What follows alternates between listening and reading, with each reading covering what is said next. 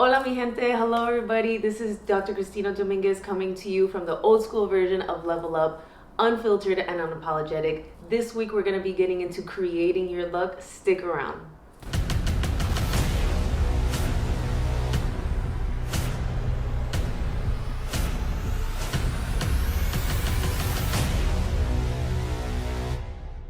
Alrighty guys, so this week we're talking about creating our own luck. Wanted to do a little spin off of St. Patty's. Obviously, you know, I love to be spirited. I love all my colors and celebrating things.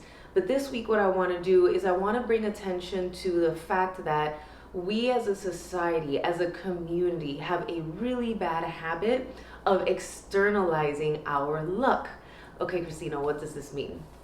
How many of you guys have wished on the falling star? Be real, don't play yourselves. How many of you guys have searched for the four-leaf clovers? These are external sources of luck.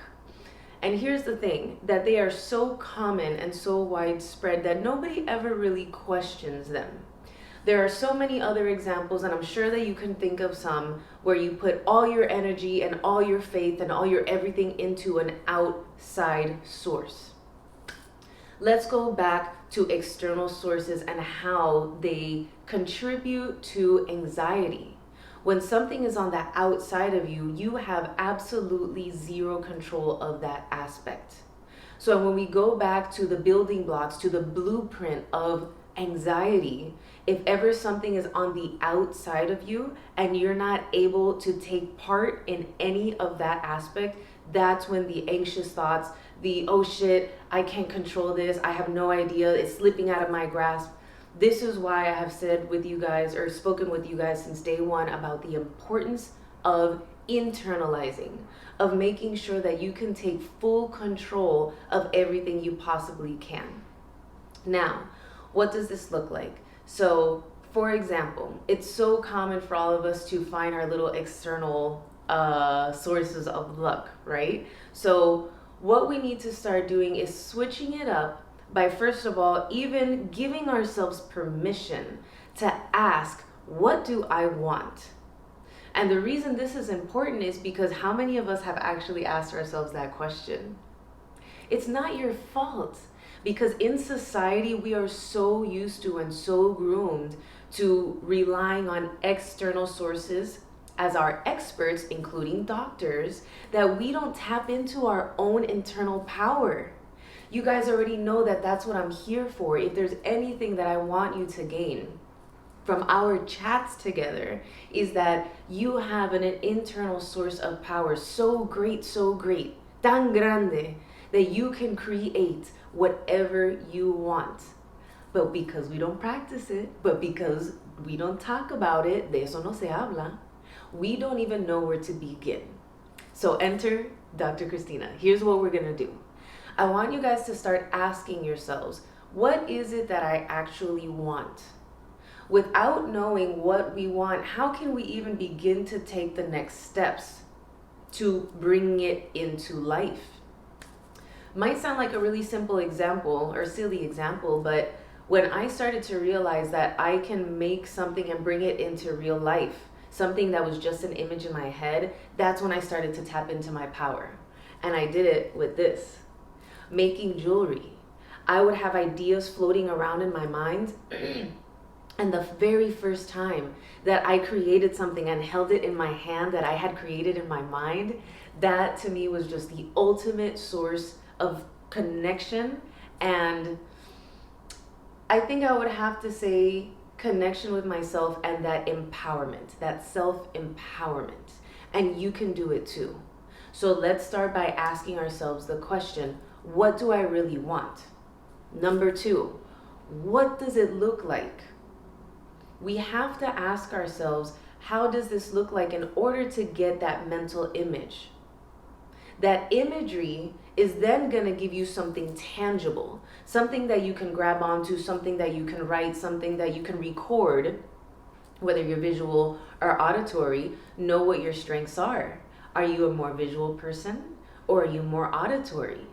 After we know that, you can either write yourself a note, which is what I do. I like to write myself notes, Or you can record yourself on audio.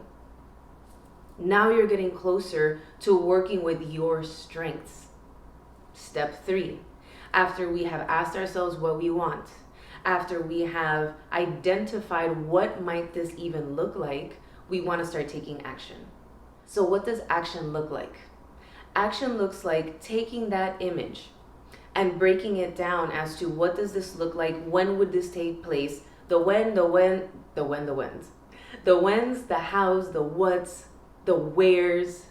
This is what's going to start to transition and act as a vehicle from your image, from your question, to your image, to your manifestation. So ask yourself all the questions, record it, write them down, and then start to take action. Little baby steps, okay? We have a bad habit, I have a bad habit, of taking way too big of a bite out of a project, out of a journey, and then I get discouraged because I set myself up for failure before I even started. So how, Christina, do we avoid doing that? Really be mindful, and this is where it's important to surround yourself with a circle that's going to be real with you. This is why I tell you guys from day one, please be honest with yourselves. First and foremost, I am only going to be transparent and honest with you, and surround yourself with people that are going to be equally as transparent and honest, because they are going to serve as your mirrors. This is going to catapult you even stronger and provide you the base, the foundation, the support that you need to carry out those actions in order to really start creating your luck. Major roadblocks. What are things that could get in the way of manifesting this luck, creating this luck for ourselves? El miedo. The fear is going to be one of the major roadblocks. And it's common. We are human beings. It's scary to take risks. It's scary to take those big leaps. But consider it. How much are you willing to invest in something for the outcome of creating something that you can that you can visualize on your own?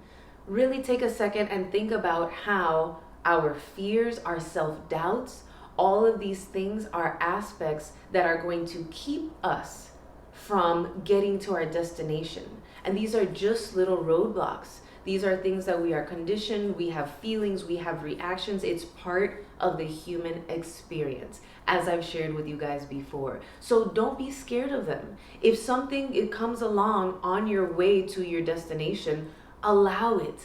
This is the path of least resistance. The moment we start resisting things, guys, ahí se quedó. Because we start to create friction between ourselves and that thing that we're resisting, trying to push it away. But if we just let it flow, like a cloud, come in, come out, like a wave, come in, come out, ahí quedó, totally fine. We resist it, it will fight back. We let it flow, it'll go as it continued. Just as it comes in, it will go out. So welcome the fear. Welcome the self-doubt. If anything, take them as challenges to continue to strengthen that callus, to strengthen that skin, and ultimately your own self-confidence. At the end of the day, guys, all I want you to go home with this week is understanding and knowing, having 100% faith within yourself that you have this inner power, custom built for you. So start to ask questions. Start to get to know yourself. Date yourself like you would date somebody else. That's really the beginning of everything, is you have to learn who you are in order to work with yourself throughout your journey to create whatever outcome it is that you want. I hope you found this week's lesson helpful. If you have any questions, curiosities, concerns, feedback, brainstorming, feel free to email me, shoot me a DM. I'd love to hear what you have to say. Let's create our own luck together. Hey guys, do me a favor, don't forget to like, subscribe, hit those bell notifications so that every week for new Level Up, you'll be up to date with the latest information. I'll see you next week.